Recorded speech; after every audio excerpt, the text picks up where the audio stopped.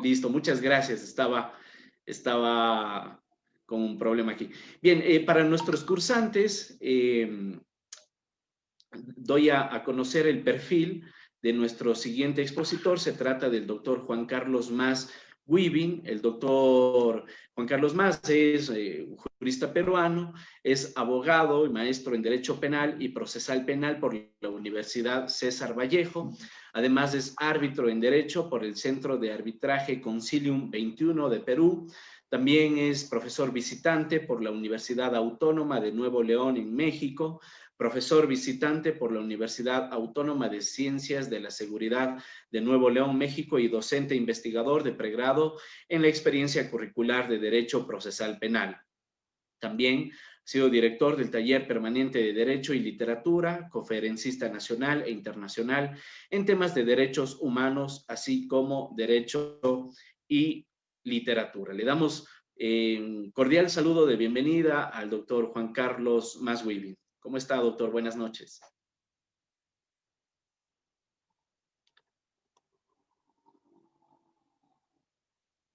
Doctor, hay un problema con su audio.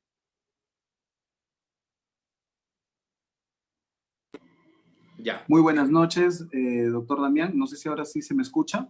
Sí, lo escuchamos. Muy bien. Muy buenas noches, doctor Damián. Con ello también las buenas noches a todo el equipo de Latin Juris y sobre todo a todas las personas que en este momento se encuentran mirando pues esta transmisión que se está hablando sobre coyuntura a nivel latinoamericana que tiene que ver con la corrupción. Y sobre todo agradecerle también la brillante exposición al doctor Alan Añasco, quien en realidad nos ha centrado en una de las cosas que en el Perú también siguen teniendo mucha vigencia respecto a la problemática que se hace en el enriquecimiento ilícito, que está dentro de los tópicos de discusión de los delitos de corrupción de funcionario. El tema que nosotros vamos a abordar, profesor, tiene que ver con el tema de el famoso caso en el Perú de los cuellos blancos del puerto del Callao. Y en ese contexto nosotros vamos a hablar de más o menos cómo es que se generó en el contexto real, cómo se generó pues esta problemática que surgió ya hace 2 años atrás y que ha traído como consecuencia la caída en realidad de algunos personajes importantes, como por ejemplo en este caso César Inostroza, un ex juez supremo de nuestro país, así como también de un presidente, en este caso del expresidente de la Corte Superior del Callao, el doctor Walter Ríos Montalvo, así como también ex consejeros que en este caso eran los miembros del Consejo Nacional de la Magistratura, como Iván Noguera, Julio Gutiérrez Teve, Guido Águila, entre otros que siguen siendo parte de esta investigación, y como también dentro de esto se está obviamente planteando la investigación contra el ex fiscal de la Nación, el señor Pedro Chávarri, quien, digamos, ha sido también vinculada a este contexto a través de la famosa organización criminal.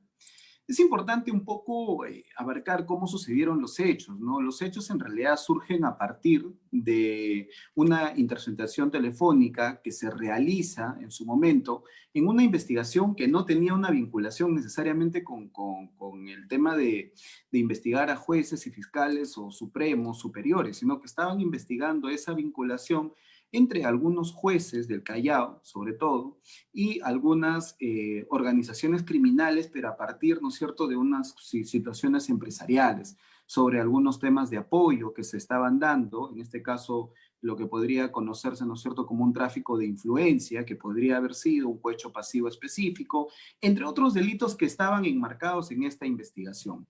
Producto de la interceptación telefónica que se le realiza a un juez, en este caso tanto al presidente como también a jueces de primera instancia, es que resulta importante porque de acá se desprende absolutamente toda esta organización y vinculación que finalmente termina dando luz hasta llegar a los jueces supremos, ¿no? Llegar a los consejeros, en este caso del Consejo Nacional de la Magistratura, y entre otros. Es decir, de un caso pequeño, a través de una interceptación telefónica, se empiezan a generar algunas redes vinculadas, en este caso a un supuesto acto de corrupción, por el cual, digamos que adicionalmente ya a la corrupción propiamente que vienen investigando, en este caso los fiscales, en el caso Lavallato, pues se viene investigando por parte del doctor José Domingo Pérez y también entre el doctor Rafael Vela Barba y en todo caso con todos los fiscales de anticorrupción que vienen investigando los casos Lavallato. Adicionalmente se ha hecho, paralelo a ello, este tipo de investigación de los casos del cuello blanco del puerto del Callao. Entonces, esto también ha traído a colación un sinnúmero de situaciones y de figuras jurídicas que finalmente han terminado por poner en un sitial muy importante a un grupo, en este caso a IDL Reporteros, quien ha sido, digamos, una suerte de prensa que ha estado muy pendiente de todos los actos que se habrían realizado a partir de develación de audios. Audios, por ejemplo, vinculados a las campañas presidenciales, y en ello ha tenido muchísimo que ver la participación en tanto de jueces y fiscales y empresarios vinculados a este tema de delito, deudas por cobrar, entre ellos mismos algunos favores que se habían realizado y como consecuencia de algunos favores. Entonces, por ejemplo, Walter Ríos le llamaba en favor a uno de sus compañeros que puedan ponerle a una persona, por ejemplo, un allegado a él para que éste pueda generar o escalar. Algunos jueces que han sido nombrados a dedo por intereses y participación propiamente de algunas investigaciones. No nos olvidemos que cuando se hace la investigación en el caso del Callao, mucha vinculación o existe bastante vinculación no solamente a casos de corrupción, sino que también están vinculados necesariamente al tema del narcotráfico, ya que por el puerto del Callao es la puerta principal en el cual obviamente se deriva, en este caso, materia prima para ser vendido en otros países. Estamos hablando de drogas, ¿no? Entonces, estas incautaciones que se realizan, obviamente por jurisdicción, son competencia, en este caso, de los jueces del Callao. Y dentro de ese contexto es que justamente se genera esta investigación. Adicionalmente a ello, estamos hablando de procesos que tienen que ver con conflictos de terrenos. Adicionalmente a ello, estamos hablando con procesos que enmarcan en realidad una demanda muy fuerte en materia delictiva de bandas organizadas, organizaciones criminales, delitos como secuestro, delitos como por ejemplo hurto, robo, entre otros, en donde digamos hay un sinnúmero de problemas que atraviesa pues el Callao, ¿no? Y en ellos sus jueces tienen que responder frente a todos esos problemas y resolver a partir de la concepción de la justicia, resolver de manera pertinente. Entonces, como este grupo había sido investigado, terminaron, digamos, por dar a luz a otro tipo de problemas, como Sócrates diría, dar a la mayéutica, es decir, a partir de una primera investigación, en realidad empezaron a salir muchísimas investigaciones y el título de ello, ya como les decía, son los famosos cuellos blancos, ¿cierto? Referido a jueces y fiscales del puerto del Callao. Entonces, temas como estos en realidad han sido de mucha ayuda, en este caso los audios que IDL Reporteros ha podido generar en favor de que se esclarezcan algunas investigaciones. También ha sido muy interesante algunas situaciones que se han dado, digamos, a partir de cobros, muchísimos audios que ha tenido que ver, y creo el audio que más generó, digamos, polémica en nuestro país ha sido el audio, en el caso de el audio que se le intercepta a César Inostroza, el ex juez supremo, cuando se hace mención, y acá voy a sentar una posición a partir de la razonabilidad con la que nosotros tenemos que mirar y tenemos que impartir para nuestra sociedad también. A él se le intercepta un primer audio. En el primer audio, él hace una conversación respecto a que en recurso extraordinario de casación había llegado un caso por violación de una menor de edad, 13 años, y una persona pues de 35 años, donde se le intercepta cuando se le comunica a él sobre el caso en concreto y el doctor César Inostroza establece o literalmente dice, ¿no? ¿Qué es lo que quieren?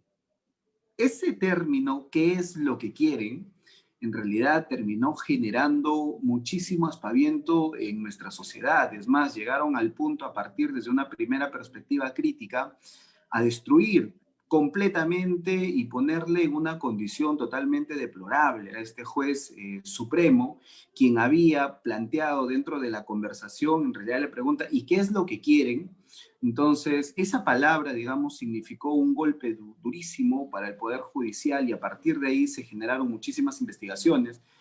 incluso que han llegado también al Congreso de la República. Al final, el doctor César Inostroza terminó por irse del país, fugando de nuestro país, llegó a España y en España se le abrió también un proceso y hay un proceso aceptado de extradición para que pueda él cumplir, obviamente, dentro del mandato que se le corresponde en el Perú, ¿no es cierto? Ya sea por prisión preventiva, que son las medidas coercitivas personales que seguramente se han planteado contra él, o en todo caso para que cumpla dentro de su investigación. Y el tema en concreto fue lo siguiente, y eso es algo que a nosotros sí nos parece que deberíamos plantear acá un paréntesis a la sustentación, puesto que cuando sucedió este contexto todos adherían de que en esa precisa conversación, en realidad lo que existía, aparte de ser un tráfico de influencia, que era necesariamente lo que se estaba vinculando, existía otro tipo de delito que se habría cometido en el sentido de que él pregunta qué es lo que quieren, en el sentido de que probablemente iba a ser absuelto. Creo que la sociedad se quedó con ese audio y acá tuvimos cerca de un mes a la prensa en muchos estadios de la prensa, llámese escritas o como también visuales o audiovisuales, ¿cierto? Atacando este contexto. Lo que sí es cierto es que cuando esta sentencia salió a la luz, porque finalmente, perdón, esta casación se estableció como tal, en realidad la sala que correspondía a analizar este caso, que son los 7 jueces, habían decidido incrementarle la pena. O sea, no es que le habían reducido la pena, sino que incrementaron la pena, porque él había sido a 13 años y finalmente se le condenó por 25 años. Es decir, la Suprema reinterpretó, ¿no es cierto?, lo que se había establecido en tanto en primera instancia como en segunda instancia y cambió la situación y le termina por condenar a 27 años. ¿Por qué es importante que nosotros aclaremos esto? Por si acaso nosotros no estamos vinculados ni tampoco hacemos asesoría legal con estos jueces. Sin embargo, me parece que académicamente es muy pertinente hacer una aclaración, que si bien es cierto, el caso de los cuellos blancos del Callao ha generado muchísima controversia en nuestro país y en ello están cayendo muchísimos jueces y fiscales, también es pertinente aclarar que existen algunas informaciones que solamente han sido para el oído de la sociedad y a partir de ese oído se han quedado con la primera premisa. La primera premisa que nosotros estamos hablando es simplemente la interceptación telefónica de un audio. Y en ese audio existen palabras que podrían, digamos, en un momento correlacionarse con los delitos de corrupción de funcionario, pero que también es muy importante ir un poco más allá y saber cuál fue las conductas que posteriormente se realizaron, porque dentro de una investigación, al menos nosotros tenemos claro que existen los famosos elementos de convicción y los elementos de convicción obviamente generan certeza a la teoría que el Ministerio Público va a plantear y que finalmente va a obtener un resultado a partir de un juicio oral, donde corresponde obviamente todos los procesos, llámese proceso de inmediación, proceso de oralidad, el proceso contradictorio, entre otros principios que están inmersos dentro de esta condición. Entonces, es muy importante hacer algunos temas. Posteriormente a ello, también se han encontrado algunas conversaciones entre Walter Río y otras personas respecto a hacer cobros. Ahí, digamos que existen una figura o un sinnúmero de delitos que han podido en su momento generarse. En este caso, habría que averiguar bien, ¿y qué delitos o por qué delitos están siendo investigados los cuellos blancos del Callao? En realidad, el primer delito que se le atribuye es el delito de crimen organizado por delitos, en este caso en concreto crimen organizado. Eso se encuentra contemplado en la ley número 3007, que es la ley de crimen organizado. Y luego se les ha tipificado entre todos estos que vienen siendo investigados, estos magistrados, luego se les ha tipificado el delito de tráfico de influencia y negociación incompatible, que están regulados en tanto en el artículo 400 del Código Penal, así como también el artículo 399. Delitos de la administración pública, en realidad, uno de ellos que ha sido necesariamente lo que más se ha cuestionado es el delito de cohecho pasivo específico en su condición de magistrados.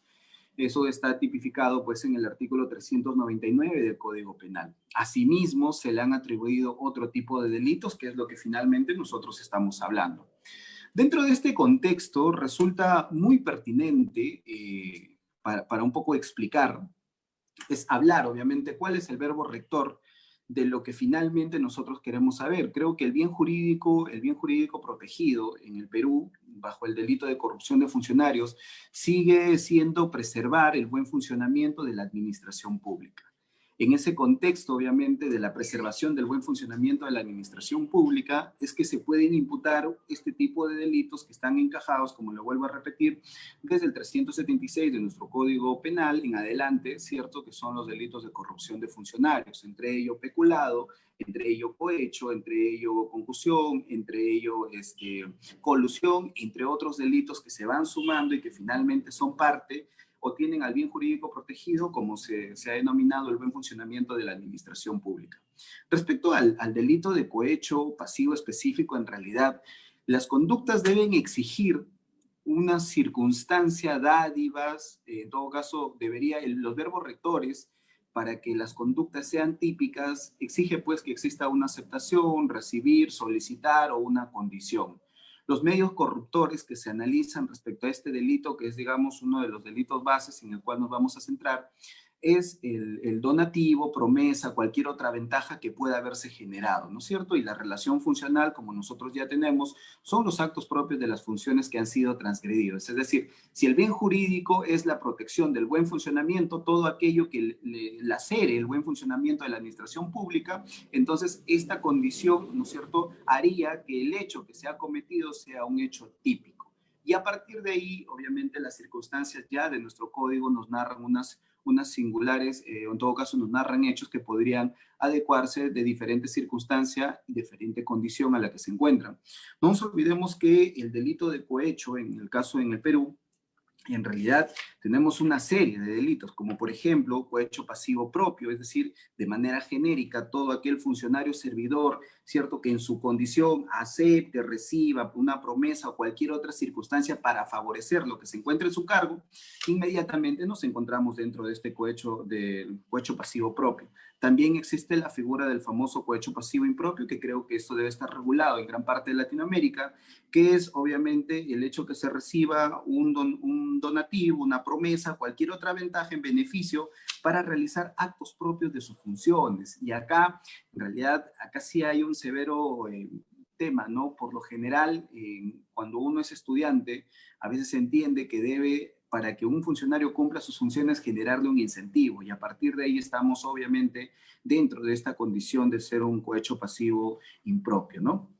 Entre otros delitos que existen obviamente por la naturaleza. Luego nos vamos a encontrar, como ya he mencionado, en una serie de delitos, y sobre todo en los que nos interesa a nosotros, por la condición en la que se encuentran obviamente los funcionarios, es el famoso cohecho pasivo específico. En el cohecho pasivo específico es exclusivamente para las condiciones de magistrados, árbitros o fiscales, es decir, exclusivamente para ellos. Y ellos son justamente los que vienen siendo investigados en este momento. Lo que es importante, en todo caso, reconocer es que una de las primeras consecuencias que se dio producto de esta investigación fue la eliminación del Consejo Nacional de la Magistratura. Como bien sabemos, el Consejo Nacional de la Magistratura era el ente encargado de poder evaluar, seleccionar, capacitar y finalmente nombrar en tanto jueces y fiscales en nuestro país. Y asimismo tenía también la función, de acuerdo a lo que la Constitución Política del Perú les había otorgado, tenía la función también de elegir, por ejemplo, a altos funcionarios de, en este caso, entidades autónomas, altos funcionarios como, por ejemplo, elegir al presidente, en este caso, que iba a estar a cargo de el tema ¿cómo se llama esto? Por ejemplo, al representante se me fue el nombre, del tema electoral, en este caso, el tema electoral, que tenían ellos que estar, obviamente, tenían que elegir al representante del Banco Central, del BCR, asimismo también elegir a otro tipo de autoridades que obviamente cumplen funciones específicas en el Perú. En todo caso, ellos tenían en realidad la gran importancia de la elección de las más altas autoridades de nuestro país y que tenían obviamente en ello la elección del sistema de justicia, es decir, jueces y fiscales, jueces de primera, jueces de segundo nivel, de tercer nivel, de cuarto nivel, es decir, en sus manos pasaba nuestro sistema de justicia y los tipos de jueces y fiscales que tendrían que velar necesariamente por el sistema de justicia en aplicación e interpretación de nuestro país. Entonces, ¿Cuál fue el primer acto de este tipo de investigación de los puertos del Callao? Es que justamente se desactiva y se da a conocer de que existía una alta vinculación entre los jueces, en este caso del Callao, entre los jueces supremos, entre los consejeros, ¿cierto? En este caso, los que eligen a jueces y fiscales, y había obviamente un tráfico de influencia, pero terrible, es decir, a partir de su condición es que se generaban favores, a partir de su condición es que se generaban incluso recomendados para ser elegidos. Mire, una de las cosas que en realidad es muy sorprendente es que en este momento hay más de 300 jueces y fiscales investigados por corrupción. En un informe elaborado por la Procuraduría Pública de Delitos Especiales, advierte que 334 magistrados entre 151 jueces, 183 fiscales se encuentran involucrados en presuntos actos de corrupción a nivel nacional, entre los que registran 42 sentenciados por delito de la administración pública. Ese es el gran problema que hoy atraviesa nuestro sistema de justicia. Si bien es cierto, a la eliminación pues, del Consejo Nacional de la Magistratura, hoy ya no hablamos del Consejo Nacional de la Magistratura, sino se ha hecho un nuevo, en todo caso cuando se elimina, se ha creado la Junta Nacional de Justicia, que también ha atravesado una serie de problemas en la elección, en un principio por cuestiones ideológicas y por otras, y en el otro por procedimientos. Finalmente ya tenemos actualmente nosotros la Junta Nacional de Justicia, que se ha hecho una elección mediante varias situaciones de transparencia, en tanto en conocimientos, entrevistas, y finalmente han quedado ya elegidos los miembros, ¿no?, de la Junta Nacional de Justicia, y quienes su primer acto que han realizado, que están realizando en este momento, es justamente resolver este gran problema entre jueces y fiscales que vienen siendo investigados.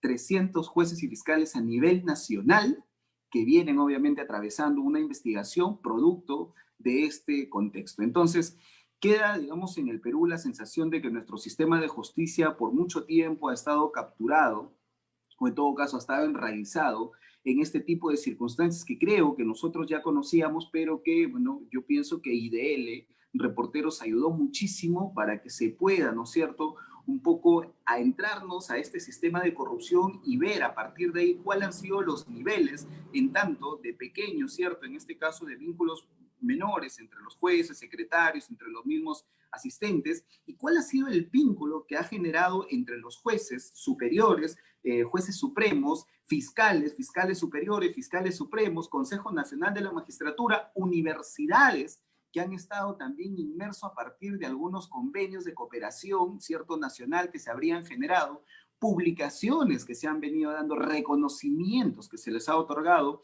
a estos funcionarios, entre otro tipo de situaciones que obviamente ha traído a colación, ¿no es cierto?, que en tanto estos temas de jueces y fiscales a partir de la investigación que se genera, como ya repito, a César Inostroza, a Walter Río, a Iván Noguera, a Julio Gutiérrez, a Guido Águila, a Pedro Chávarri, ¿cierto? A partir de esta investigación, en realidad se deja clarísimo que existe una connotación de delitos. En principio me gustaría, un poco para llegar a este segundo punto, una vez explicado todo lo que nos ha traído a colación estos hechos, es hablar obviamente del tema de crimen organizado. El tema de crimen organizado, si bien es cierto, en nuestro país, digamos, tiene dos posiciones muy importantes, puesto que ya en el Perú, en el artículo 317 ya de nuestro Código Penal, ya se encuentra regulado el tema de banda criminal, pero a partir de ahí surgió la duda con esta ley, cómo sería interpretado en tanto banda criminal versus el tema de crimen organizado, organización criminal.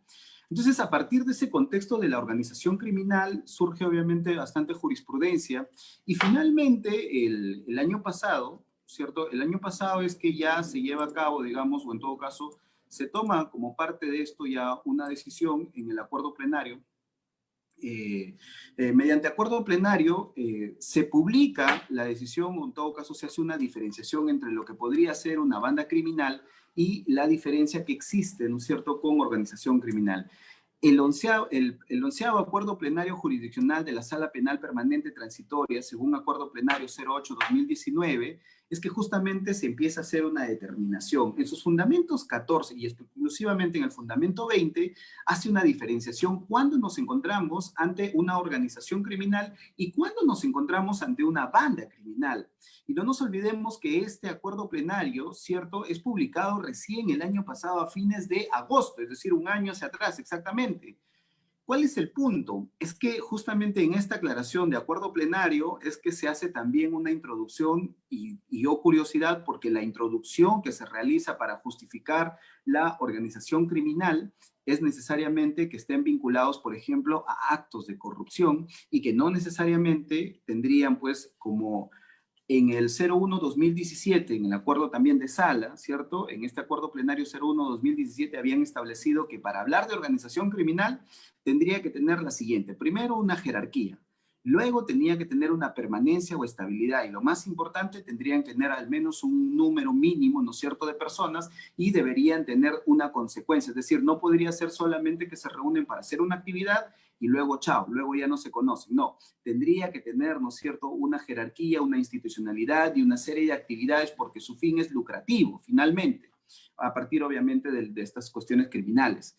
Entonces, el 01-2017 generó muchísima controversia en el Perú. En tanto, para la defensa técnica era muy importante porque a partir de ahí muchísimos de nosotros hemos hecho defensa desde las estrategias del derecho y finalmente han terminado muchas personas en libertad porque se creía pues que no se respetaba lo que había establecido, en este caso la sala penal, y con ello habrían ciertas dificultades. Sin embargo, también es importante de que este último acuerdo plenario, el 08-2019, en realidad zanja este problema en su fundamento 20 cuando establece cuál sería la diferenciación, concretamente, entre la banda criminal y el tema de la organización criminal.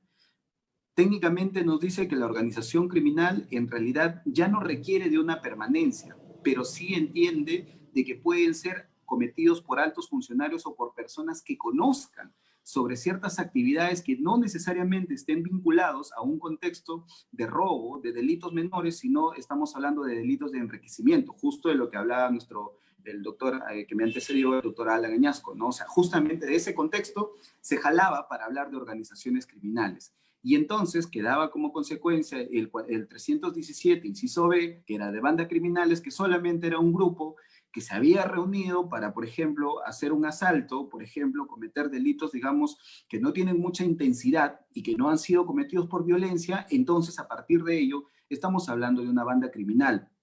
Sin embargo, creo yo que jurídicamente nos deja obviamente un pequeño detalle para poder discutirlo que seguramente la jurisprudencia en algún momento tendrá que aclararlo. Y me refiero a las circunstancias agravantes, porque cuando nosotros, por ejemplo, vamos a un proceso en sí, el hecho de que sean 2 o más de 3 personas puede ser una banda criminal, pero también son circunstancias que agravan las condiciones, por la cual entramos en otro detalle también, digamos, de delimitar en qué momento estamos obviamente en robo y en qué momento estamos en hurtos y las condiciones de violencia podrían o no agravar. Pero las circunstancias de ser 2 o más, de 2 o más personas, inmediatamente es una circunstancia que agravaría la pena. Sin embargo, este ha sido un problema muy importante que se ha generado en el Perú a partir de las acusaciones, puesto que el Ministerio Público en muchas ocasiones, al hacer sus requerimientos acusatorios, creía, o en todo caso muchos, no todos, pero habían establecido que por el hecho de ser 2 o más o 3, aparte de que ya era una banda criminal, era una situación que agravaba la condición y por lo tanto la pena era del tercio medio hacia arriba y no del tercio medio inferior. Entonces, por ejemplo, ha sido un tema que muchas veces se ha debatido en audiencias, nosotros como defensa técnica siempre lo hemos debatido, pero que finalmente ya este acuerdo plenario finalmente termina por zanjar y decirnos, ¿no?, que esa situación no podría ser valorada bajo ningún contexto como una circunstancia agravante. Es decir, el de ser 2 o más de 3 personas ya no serían, porque eso sería una cuestión cuando son coautores, entre otros hechos. Pero desde que ya son calificados como bandos, son calificados como organización criminal, no tiene una razón de ser. Bien, el segundo delito por el cual se les investiga, en todo caso a estos cuellos blancos del puerto del Callao, es el delito de tráfico de influencia. En realidad, acá hay muchísimas aristas que habría que tratar de solucionar, puesto que el tema de tráfico de influencias en el contexto, vamos a a tener que recurrir obviamente a qué nos dice la doctrina y cómo es que se debería probar el tráfico de influencia. No nos olvidemos que el tráfico de influencia, o al menos en el Perú, en su artículo 400, nos establece lo siguiente: el que invoca o teniendo influencia real o simulada. Primera premisa, invocar o tener influencia real o simulada. A partir de esa invocación es el gran problema, porque si nosotros escuchamos muchos de los audios, en efecto existen conversaciones, y me voy a referir nuevamente a César San Martín, a César, perdón, Inostroza, es que encuentra también otro tipo de audios en donde hace conversaciones y en todo caso, por ejemplo, cuando le hace la reunión a César Chávarri, le dice, oye, hermanito, hay que hacerle una reunión a César Chávarri porque él va a ser elegido el nuevo fiscal de la nación, pero él no conoce, entonces convoca a sus amigos. La pregunta, en todo caso, dentro de lo que nos ha establecido la Casación 407-2015 Tacna, nos establece 3 elementos importantes para entender si existe o no existe tráfico de influencia. En principio, el primer tema que debería velarse es la calidad del agente delictivo, es decir, puede ser una persona extraña a la administración pública o puede ser una persona. Con ello no habría ningún problema porque ante ese tipo de llamadas estamos ante la primera calificación que sí da. El segundo, y acá viene el medio típico, es decir, el agente debe realizar un ofrecimiento. Y acá muchísimos casos van a terminar, creo yo, desde mi perspectiva, en algunos temas van a terminar cerrándose por este delito. Excepto los casos que están directamente vinculados con Walter Ríos, porque él sí ha hecho un ofrecimiento, en todo caso ha existido un cobro que se ha realizado y que podría ser catalogado como otro delito. El punto en concreto es que no existe en realidad un ofrecimiento. Inclusive en el hecho de que tú le llames, oye hermanito, quiero que alguien lo pongas a trabajar en tal, no existe un ofrecimiento, porque la figura legalmente dice literalmente acá lo siguiente. Dice, el que invoca o teniendo influencias reales o simuladas recibe o hace dar, promete a otra persona. El primer punto de discutir es saber si esta persona, ¿no es cierto?, en principio, si el agente realizó un ofrecimiento, invocó un ofrecimiento. Y esta es una de las cosas que hasta el final, antes de que se vaya César Inostroza, lo hemos escuchado nosotros, él decía, pero sáquenme un audio en donde yo solicito a cambio de, porque ese sería el contexto general. Entonces, acá obviamente vamos a encontrar muchísimos problemas respecto a poder hacer una calificación. Y el último punto, que es, creo yo, el más importante que nos establece la casación de Tacna, en la 407-2015, nos dice que para que se configure la acción típica, los medios invocados del agente debe recibir o hacer o dar o prometer. Y recuérdese algo, muchos en el análisis solamente nos vamos, hoy el agente recibió, ofreció.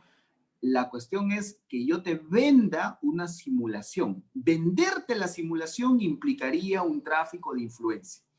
Y ese contexto seguramente va a terminar siendo del análisis, creo yo, en concreto, ¿no? Que finalmente verán si se comete o no.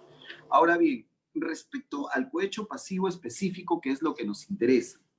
En tanto, pues, el cohecho pasivo específico tiene la naturaleza de ser propiamente, ¿cierto?, de un funcionario, en este caso juez, fiscal o árbitro. ¿Qué es lo que nos establece nuestro código?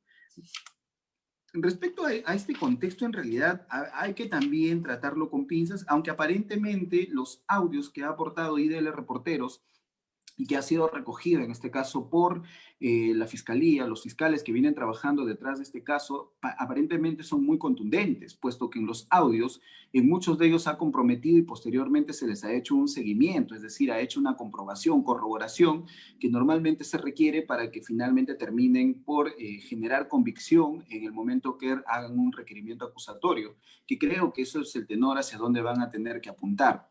Sin embargo, creo yo también de que en este contexto los estadios, porque tendría ya en este caso de delimitarse si son delitos continuos, son delitos continuados o son delitos instantáneos. Porque si son delitos instantáneos, habrían muchísimas cosas que se podrían caer en el proceso de una investigación. Pero si son delitos continuados, entonces no, porque las actuaciones que se han hecho para hacer corroboración creo que va a tener muchísima pertinencia dentro de la investigación que van a realizar en este caso el tema de los fiscales, ¿no? Entre otros delitos que se han venido desarrollando y que han sido de mucha pertinencia para que finalmente personajes, como ya les vuelvo a decir, y acuérdense de estos personajes, César Inostroza, Walter Ríos, Iván Noguera, Julio Gutiérrez Peve, Guido Águila y Pedro Chávarri están siendo en este momento investigados. Y lo más probable es que dentro de las conductas y formaciones que se está teniendo acá en el Perú, lo más probable es que tengan una certeza o una convicción, porque en este momento ya no solamente es una investigación a propósito de escuchas telefónicas, sino que también han sido corroborados porque ha habido un seguimiento. Y adicionalmente a ello existen los famosos colaboradores eficaces. Que dicho sea de paso, si me permite dar una posición respecto a los colaboradores eficaces, sí yo tengo un severo cuestionamiento porque la figura, al menos en el Perú, figura así es. Los colaboradores eficaces en realidad tienen una función para justamente derribar bandas o organizaciones criminales. Es decir, técnicamente es atrapar a uno de los que no es el cabecilla propiamente, sino a uno de los miembros de esta organización que pueda delatar a sus jefes, ¿no es cierto? Y como consecuencia de ello, esta organización criminal termine por caerse. Creo yo que acá vamos a tener, en tanto desde que la doctrina nos dice el objetivo general es derribar una organización criminal. Pero resulta, por ejemplo, en el Perú que tenemos algunos casos que se vienen dando a partir de los colaboradores eficaces que no necesariamente están derribando organizaciones criminales porque ya no existen, ya no hay. Y si ya no hay organizaciones criminales, en este momento obviamente se adhieren a una posición simplemente por beneficio o por absolución, finalmente condena, pero sin pagar el tema de cárcel, podrían incluso salir en libertad estos colaboradores. Pero la función más importante es que el objetivo del colaborador eficaz es única y exclusivamente para derribar ciertas organizaciones criminales. Y en el Perú, y bueno, en el caso de los casos de los cuellos blancos sí existe, en realidad sí se ha derribado, se ha terminado por tumbar, entre paréntesis, dentro de su investigación y tesis del Ministerio Público, una organización criminal como lo están haciendo. En este momento, por ejemplo, tenemos a César Inostroza, que ya fue destituido, tenemos a Walter Ríos, que en este momento está preso, ¿cierto? Perdón, que está en este momento siendo procesado y está recluido en el penal del Callao. Asimismo, Iván Noguera, Julio Gutiérrez y Guido Águila, que si bien es cierto, están siendo investigados, pero ya no existe en este momento el Consejo Nacional de la Magistratura. Y tenemos a Pedro Chávarri, que incluso ya no es fiscal, es un ex fiscal de la Nación y en este momento es un fiscal suspendido en sus funciones. O sea, tenemos técnicamente a una derribación de una organización criminal. El detalle de los colaboradores eficaces es cuando se aplica en otro tipo de casos. Por ejemplo, investigan a presidentes y el contexto más claro es si un colaborador eficaz tiene que tumbar la organización, nos preguntamos qué organización tumba si el presidente ya ha dejado de sus funciones hace 2, 3, 4 años y ya no tiene, o sea, no tiene ese poder. Incluso en el caso de Lavallato es muy complejo porque si bien es cierto nosotros estamos avanzando, tengan en cuenta que el primer caso de colaborador eficaz en este momento ni siquiera ha llegado a juicio oral. Y acá viene el segundo término, tiene que ser eficaz. Y ese primer caso se dio en el 2015. Hasta la fecha, 5 años después, ni siquiera llega a juicio oral, lo que en castellano significa que tenemos un severo problema con el término eficaz, porque si se entiende que es eficaz, se entiende que esto va a ser inmediato. Puede que en el tiempo ya no sea eficaz y por lo tanto lo dicho y las versiones que nos entregue este colaborador podrían incluso mellar la propia investigación que ha realizado el Ministerio Público. En ello existen muchísimas dudas y muchísimo, creo yo, cuestionamiento respecto a la figura del colaborador eficaz, sobre todo en este tipo de procesos de corrupción que finalmente van a terminar, creo yo, por sancionar y encontrar. Y no nos olvidemos, este caso es un dato muy alarmante, es que más de 300 magistrados, entre jueces y fiscales, en este momento vienen siendo investigados, ¿cierto?, por favorecimientos que habrían recibido por parte del Consejo Nacional de la Magistratura en su nombramiento. Muy complicada la situación, sin embargo, estamos para poder seguir debatiendo y discutiendo estos términos de corrupción en nuestro país. Muchas gracias por habernos escuchado.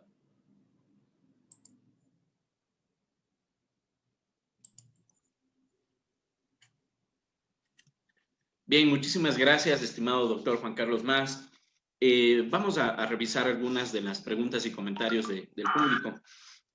María Elena Hernández dice: en cuanto al tema de las intervenciones de las comunicaciones, llamadas telefónicas, ¿existe algún plazo para mantener los audios y la información obtenida de los mismos transcripciones de su contenido y vencido dicho plazo se exija la destrucción de ellos? Sí. A ver, en principio, en el caso en concreto de la pregunta si existe un plazo o no plazo, en realidad los plazos solamente pueden estar establecidos para los permisos que autorice necesariamente el juez. Es decir, por ejemplo, si existen indicios de actos de corrupción, el Ministerio Público, mediante una carpeta especial, que es una carpeta reservada, ¿cierto?, solicita al juez de turno, al juez de investigación preparatoria, la autorización. Y en esa autorización hay un plazo, pero para realizar las interceptaciones telefónicas. Pero luego que se obtienen, ¿cierto? Si ya la autorizaron, luego de obtenido las interceptaciones telefónicas por un plazo, por ejemplo, de 60 días, por un plazo, por ejemplo, de 90 días, dependiendo de la coyuntura de tipo de investigación que realiza el Ministerio Público, inmediatamente vencido ese plazo, obviamente lo que se puede interceptar de ahí en adelante ya no tendría razón de ser porque es una interceptación ilegal. Pero de ahí en adelante, si ese, por ejemplo, esas interceptaciones tendrían vigencia en el tiempo, claro, porque en el Perú eso se conoce como un elemento de convicción y es un elemento probatorio que el Ministerio Público tendrá que utilizar en el decurso de su investigación y finalmente, si llega a juicio oral, seguramente ese será un elemento contundente a probarse y a tener como elemento de convicción medio de prueba presentado ya por el fiscal, ¿no? Pero no ni se destruyen ni otro contexto, ¿no? O sea, al final es lo que dura el proceso, nada más. El único tema de plazo es el que autoriza el juez para intervenir, pero no existe otro plazo posterior al tema de los medios de pruebas. Bien, bien. José Marco Cajamarca tiene un comentario que quizás usted, digamos, sobre el cual usted podría pronunciarse. Dice, se debería hacer una auditoría con fines administrativos para determinar que las vacantes existentes sean llenadas para que ocupen verdaderos servidores públicos de acuerdo a los perfiles académicos y de puestos en razón de las funciones y necesidades de cada área para así evitar el compadrazgo o compromiso de la autoridad ejecutiva y se evitaría, dice, bueno, supongo que quería decir, se brindaría un mejor servicio institucional. ¿Qué opina, doctor? Sí, a ver, sí y no, porque sí, claro, siempre se pone fe a las auditorías con las que se realizan. El detalle es que nosotros, en el caso cuando se trata de los sistemas de justicia, yo no sé hasta qué punto, por ejemplo, qué pasaría si dos hermanos terminan postulando, uno ingresa a ser, por ejemplo, al Ministerio Público y es un correcto funcionario y hace muy bien las cosas, investiga bien, conoce, es un tipo leído, académico y que sus investigaciones tienen éxito. El hermano tiene la misma condición, es un tipo exitoso y todo lo demás y también es un apasionado por la misma institución. Obvio que esa es una prohibición porque no podría por el tema de nepotismo y mucho más porque esa es una cláusula que tú llenas. Pero en realidad lo que buscamos nosotros a través del sistema de justicia son funcionarios, en este caso magistrados idóneos, que conozcan, que tengan capacidad de discreción. Y eso no podrías tú, por ejemplo, plantearlo desde una terminología entre los números que se viene muy bien en la administración, porque tus capacidades tienen que ver muchísimo cómo tú resuelves los problemas. Entonces, yo sí creo, por ejemplo, en la pertinencia de, en este caso, el tema de la Junta Nacional de Justicia, porque el primer factor que se evalúa es el tema curricular y eso me parece correcto porque tiene que haber una preparación. El segundo punto que califican ahora y que siempre ha sido así en ese contexto es el factor psicológico, porque imaginemos a una persona que tiene muchísimos problemas, por ejemplo, y lo digo para ponerlo en el tema, ¿no? ¿Qué pasa si un tipo, por ejemplo, no cumple con las obligaciones más elementales que son de alimentos, que es una obligación primaria, y eso es afectiva, que tendría que hacerlo, y postula para ser juez, y este postulante tiene un récord académico brillante, psicológicamente puede engañar incluso al psicólogo, pero va a la entrevista y uno de los primeros temas que va a ver es que él no ha cumplido con una obligación elemental para por lo menos tener una idoneidad al cargo. Póngase que él está postulando para ser juez de familia. ¿Cómo resolvería? Y ahí hay un criterio, obviamente, que digamos las matemáticas y lo exacto no lo resuelve, porque tendría que resolverse a partir de un tema de idoneidad y eso tiene que ver con cuestiones éticas y morales, pero entonces eso pasaría ya a otro tipo de calificación, pero es muy pertinente, creo yo, ¿no? La aportación que ha hecho el oyente. Bien, sí. Bueno, a lo largo de estos días también algo he visto, sobre todo en los comentarios que van colgando nuestros participantes, y ahora veo algo relacionado. Pablo Salinas Guzmán dice, nuestros problemas son similares, pues en Bolivia existen casos de corrupción en todos los niveles. Cuando el poder se sobrepone al judicial y llega hasta funcionarios públicos en varios ministerios, existirá y subsistirá estos actos reñidos con la moral. Bueno, ese es el comentario de Pablo Salinas. De alguna forma nos invita, digamos así, a la reflexión sobre si la injerencia de un poder del Estado sobre otro es o no también una forma de corrupción. Sí, en realidad, a ver, una de las cosas que en alguna parte de la vida, digamos, por cuestiones teóricas, breve nada más, justamente la separación de poderes, que en un momento se entrega, que se ya es responsable, que luego se ejecuta en estos gobiernos democráticos, es justamente para limitar el poder al Ejecutivo y con ello, a partir de un legislativo, garantizar, ¿no es cierto?, una suerte de control y finalmente el Poder Judicial ejecuta también garantías de control contra el Ejecutivo y contra el Legislativo. Es cierto, pero también es cierto de que puede pasar que el compadrazgo, que la amistad, en el Perú antes se llamaba el carnet, ¿cierto?, pueda vincular, ¿cierto?, desde estas tres áreas y tener una hegemonía en tanto en el Legislativo, Ejecutivo y el Poder Judicial, y al final terminaban ellos llevando a partir de sus intereses ideológicos, intereses económicos, a nuestro país a muchísimas circunstancias que ya nosotros hemos visto. El mejor caso que les puedo dar en todo es el caso de Alberto Fujimori. En los 90 Fujimori terminó no solamente gobernando a partir del populismo, ¿cierto?, de esto que nosotros llamamos ad populi, o sea, cuestiones populistas y la población se sentía muy bien, sino que también llegó al Poder Judicial y uno de los casos emblemáticos que incluso ya la Corte Interamericana de Derechos Humanos se ha pronunciado es estos famosos casos de los jueces sin rostros, la Comisión de la Verdad, las violaciones que se generaron obviamente hacia a muchísimas personas, las formas de intervenciones que se hicieron, entre otros grupos militares, pero aparte de ello, llegaron también a las altas esferas, es decir, llegaron a los medios de comunicación y terminaron a partir de ello minando de una serie de programas que terminaron por limitar, ¿cierto?, a la sociedad a un tema de lectura, de debate. A partir de los 90 en adelante en el Perú, nosotros ya no debatimos ideología, no debatimos autores, no debatimos propuestas. Lo que debatimos en realidad es si es que el candidato nos va a entregar, por ejemplo, nos va a entregar un calendario, si nos va a entregar un polo, y si eso finalmente termina siendo una expresión de democracia en nuestro país tan artesanal como ha llegado. Y lo peor de todo, y el gran castigo que ha tenido nuestro país, y vamos a ser honestos con ello, es que posterior a Fujimori, la corrupción no ha cambiado, porque Fujimori nos dejó una corrupción institucionalizada. Es decir, ya no solamente era Fujimori y su gente, eran institucionalmente todos. Los medios de comunicación contribuían muchísimo para que eso pase y el Perú no conozca. Nos inventaban historias de todo tipo para que finalmente no se conozca. Y lo último que quisiera aportar, apreciado maestro Damián, acá el contexto se da también porque los posteriores gobernantes, hoy procesados, unos de ellos, por ejemplo, con prisiones preventivas, otros que siguen siendo procesados ya en estadio de acusación, han terminado por seguir esa secuela de corrupción.